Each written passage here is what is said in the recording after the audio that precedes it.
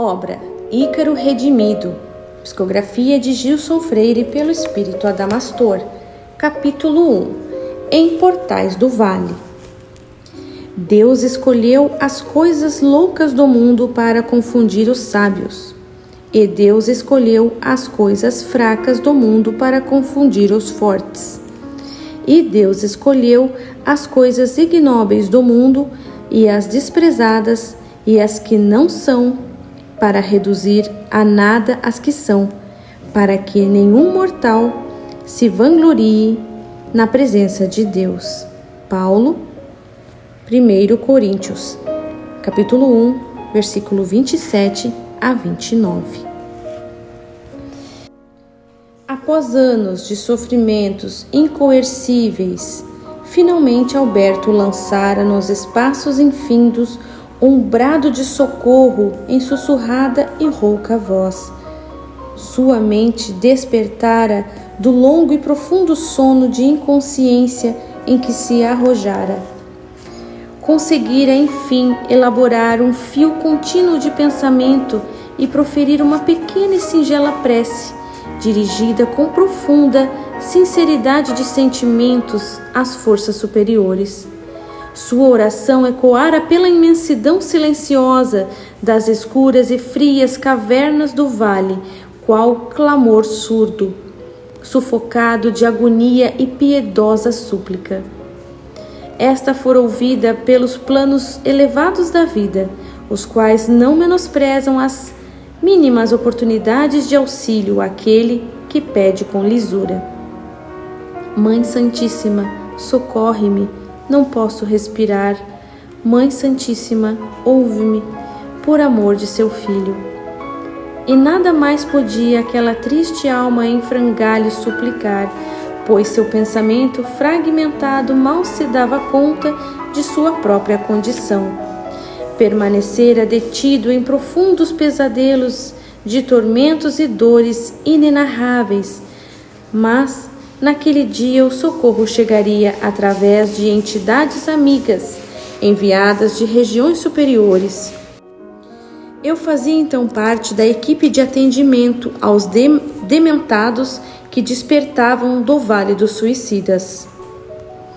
Já de alguns anos dedicava-me a essa tarefa, pois por minha vez havia sido também socorrido naquele mesmo local, e ali permanecia em trabalho de minha recomposição pelas pesadas dívidas contraídas para com a minha vida. Sim, forçoso é declarar que eu fazia parte daquelas tristes paisagens, porque fora também um suicida. Por tempo prolongado estive inconsciente naquele vale de amarguras, um dos mais pesarosos e lúgubres lugares que a mente do homem comum pode imaginar existir. Perdera, de certa forma, os laços familiares que me entretinham na crosta pelo elevado tempo despendido na recuperação de mim mesmo. A maioria de meus antigos entes queridos seguia em avançados passos na jornada evolutiva, envolvidos em conquistas outras distanciadas de minhas necessidades. Eu me retive na retaguarda, por obra de meus próprios desatinos, e não me sentia mais encorajado a voltar ao seio da família dileta, exigindo tolerância para as contingências de minha penúria espiritual. Naturalmente, que um coração de mãe jamais esquece um filho, e de minha amorosa genitora recebia sempre apelos de afetividade que me sustentavam no espinhoso caminho que seguira. Recebera dela todo tipo de socorro e carinho, e a ela devo minha condição atual. Mas, por força das circunstâncias, permaneci como trabalhador do vale, vendo nisso uma maneira de saldar parte dos meus pesados débitos para com a vida. Sim, eu era um caravaneiro do Vale das Trevas, e orgulhava-me de não me contar mais entre as fileiras dos seus degenerados. Não convém, porém, fixar-me em minha história particular, que nada traz de surpreendente. Devo relatar-lhes o enredo de outro homem, daquele a quem naquele instante iniciávamos o socorro. Por que a sua história? Porque aprendi a amá-lo e me afeiçoei ao seu coração por razões que ainda ignoro. Ademais, conheci sua vida como nenhum outro, acompanhei-a com toda a sua dura realidade e tenho a sua devida autorização para discorrer sobre os seus dramas. Outro enredo também não lhes poderia entretecer, pois não trago dotes de intelectualismo ou aptidões literárias para deliciá-los ou instruí-los com outros contos de vida do lado de cá. O Vale dos Suicidas já é conhecido daqueles que têm acesso às informações do mundo espiritual. Dele trataram autores habilitados na arte da escrita, de modo que poucas informações posso acrescentar.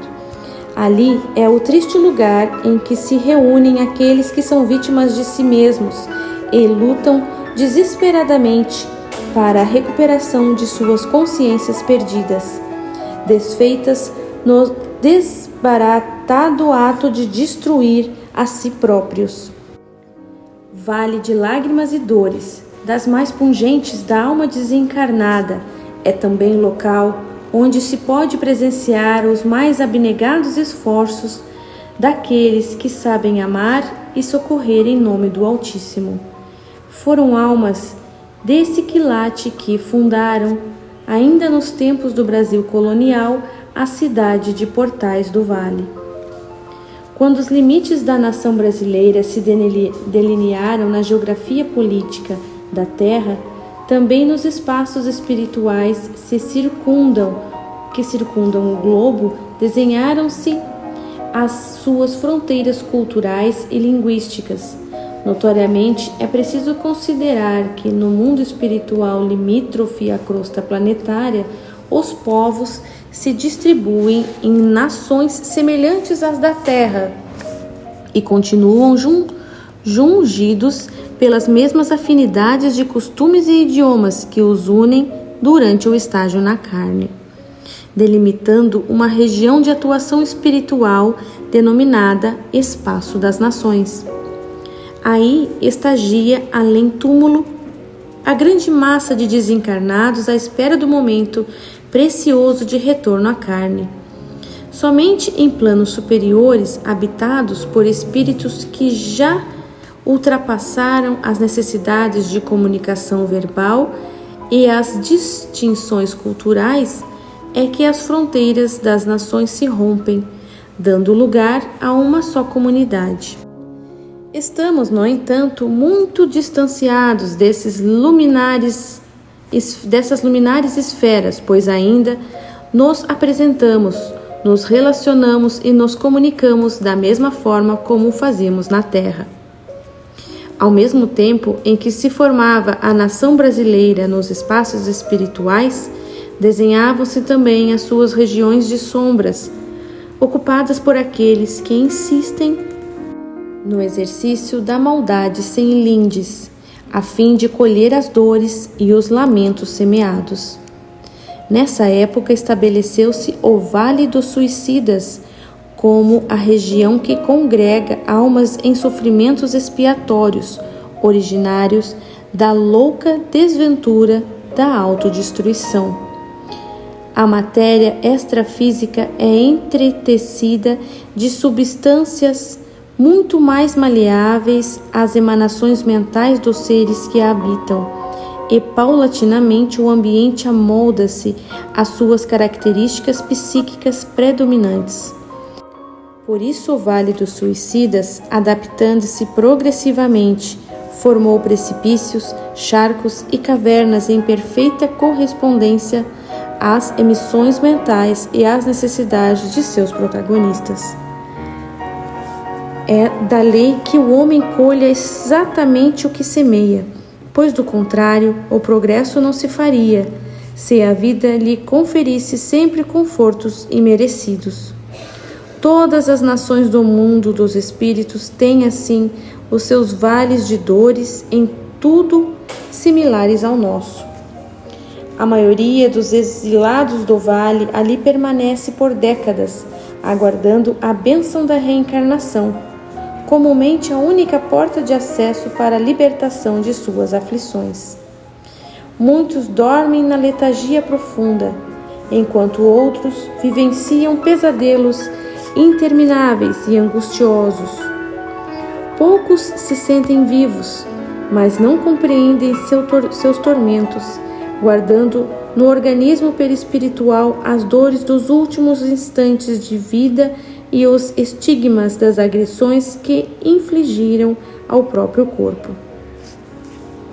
Suas agonias são inenarráveis, de modo que aqui encontramos os maiores dramas humanos e os mais pungentes tormentos a que pode resvalar-se o espírito em trânsito na evolução.